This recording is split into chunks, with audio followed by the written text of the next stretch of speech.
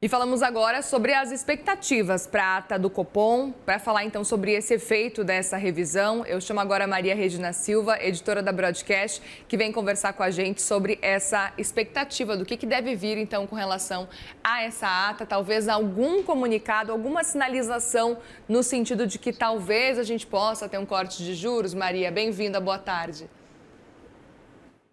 Olá, Muriel, muito boa tarde. Boa tarde também a você que nos acompanha. Olha, pelo menos essa expectativa de analistas, né, de economistas, ouvidos por Ana Scabello e Daniel Tosi, aqui do Projeções Broadcast.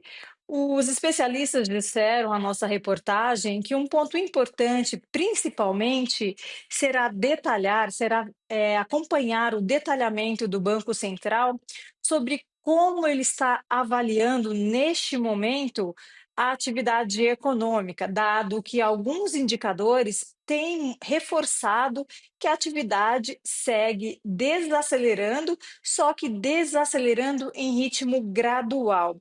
Por exemplo, enquanto a taxa Selic, né, o mercado, ou melhor dizendo, o Brasil, né, segue com uma taxa de juros restritiva, né, Selic está na casa dos 5, está em 15% ao ano, melhor dizendo, o mercado de trabalho ainda segue resistindo. Por exemplo, os últimos dados do IBGE mostram que a taxa de desemprego está em níveis históricos de baixa, ou seja, essa taxa Selic de 15% ao ano parece ainda não estar surtindo o efeito desejado pelo Banco Central. Então, o mercado vai olhar com afinco cada palavra aí dessa ata do Copom, que será divulgada amanhã, para entender melhor qual é a dinâmica que o Banco Central está enxergando neste momento sobre a atividade econômica, sobre o mercado de trabalho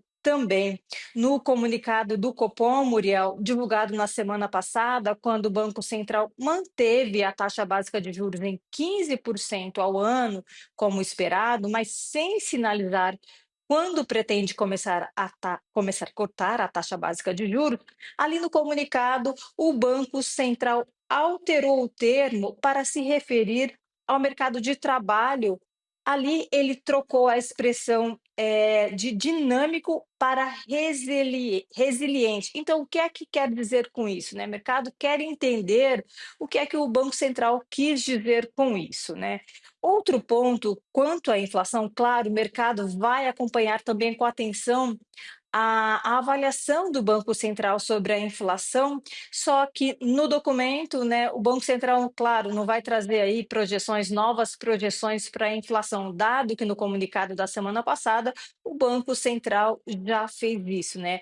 A estimativa do Banco Central para o IPCA fechado deste ano passou ali para 4,4%, um pouquinho acima dos 4,36% informados hoje no Boletim Focus.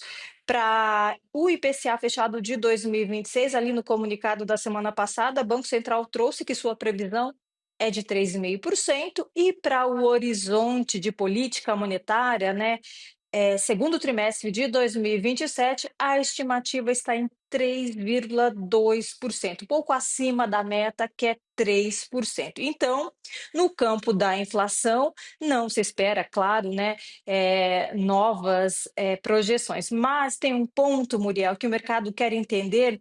Como é que o Banco Central chegou a essas projeções, dado que o câmbio, a taxa de câmbio considerada pelo Banco Central, como destaca o economista-chefe da EQI Asset, naquela ocasião, a taxa de câmbio considerada pelo Banco Central, conforme destaca Stephen Coates, era de R$ 5,35. E agora a gente vê o câmbio ali rodando mais na faixa de R$ 5,40.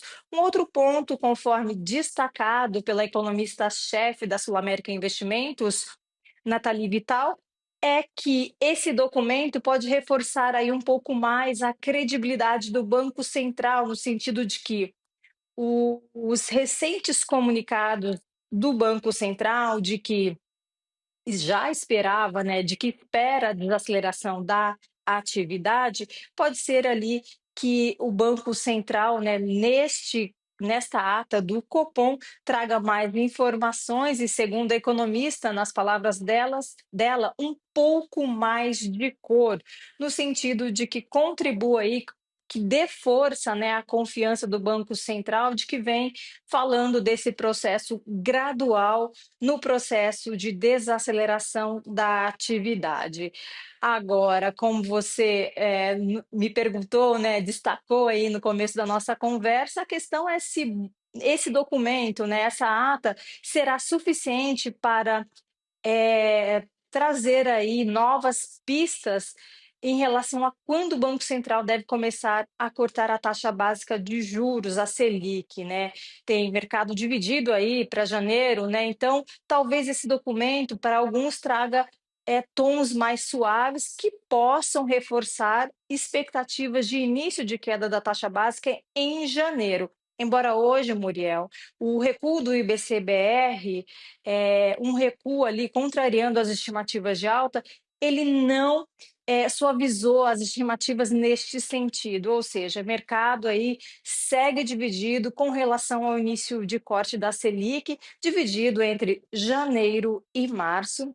Agora vamos esperar aí como é que vem essa ata, como virá o relatório de política monetária que sai na quinta-feira, outro documento importante que, quem sabe, pode ajudar aí a clarear as apostas para a taxa básica de juros, para ver quando essa taxa começa a cair. Ou talvez não responda nada e a gente fique nessa expectativa ainda esperando por novos comunicados, novas atas. Obrigada, viu, Maria? Bom trabalho para vocês por aí, boa semana também. Um ótimo dia para vocês também, excelente semana. Obrigada para nós.